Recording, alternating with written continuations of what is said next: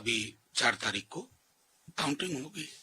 ये जो आईपीएल या बाकी खेलों में वो सट्टा चलता है ना, I don't consider exit poll anything better, anything more credible than that.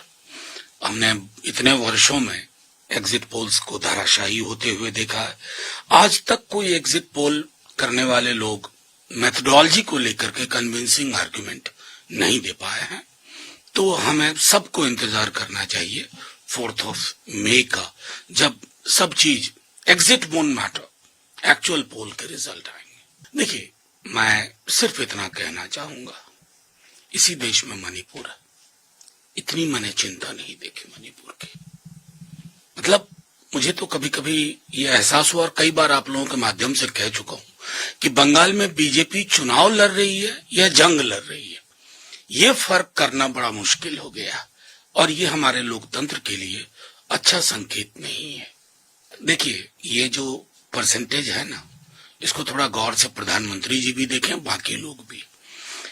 Actual vote और परसेंटेज वोट, इसको जानना बहुत जरूरी है। It has to be compared on the basis of actual, number 1। Number 2, अभी जो लाखों केसेस पेंडिंग है, मैं पहले भी आपसे कह चुका हूं, कल को उसमें से कई हजार अगर क्लियर होते हैं, तो उनका ये जो मिसिंग वोट रहा इस चुनाव में, उसकी जिम्मेवारी किसकी?